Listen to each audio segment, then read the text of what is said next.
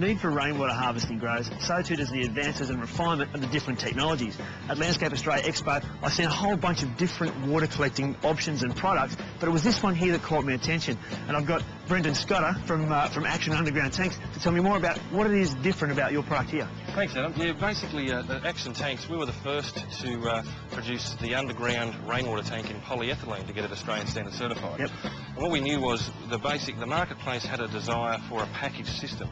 So what we've done is we basically put together a tank which is obviously polyethylene. It comes in 3,000 litre, 4,000 and 5,000 litre options.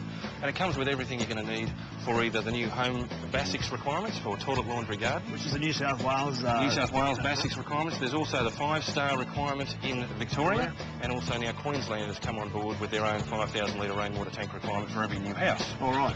Now, we've also got the full version, we call it the master tank. So that comes with everything you're going to need. So you're going to need a leaf screen first flush diverter. That's right. We're going to need a pump, so we give you a submersible pump to pump that rainwater back to your toilet, laundry, garden. That's in fact inside this tank? Correct. We've got a submersible, so it's silent and you won't actually see it. Right. Then you need, let's imagine you run out of rainwater because you're using all of these services around the house. We need to give you mains water backup so that when the rainwater runs dry, the toilet's still flushed. That's right. So we give you automatic mains water backup, and then there's a thing called a backflow prevention device. There's computers, there's flashing lights, the plumbing stuff. all the technical stuff you really don't need to know. You know what it was about this one though? It was the fact that it's not an above ground tank. Yeah. So basically, what it is.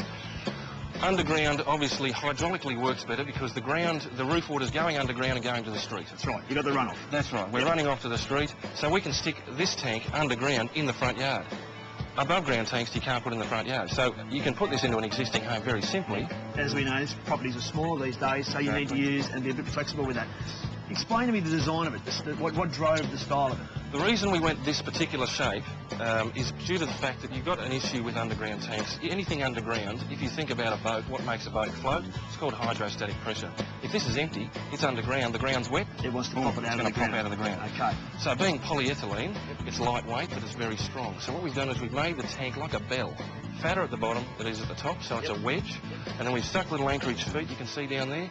And what we do is we drop the tank in half a cubic metre of concrete around the feet. And it just stays in place. Bit of aggregate around it, locks itself down, won't lift up. But there is one thing that I like about this the most, and actually I think you've got a celebrity backer on board for this one, and that is that it's not accessible from above ground. That's right. We've got Laurie Lawrence as the ambassador for our tanks. It's interesting to think Laurie Lawrence, but if you think about it, children, child safety, swimming, that's what he's all about. Very big on his child safety. And as he says, or when he saw the tanks, this is a swimming pool with a lid on it. So anything underground, we've made it very child safe. We have an option with a little control box on top. We've also got an option where the control box is beside the house. So you've got the control box, you've got the first flush diverter, and you've got the tank.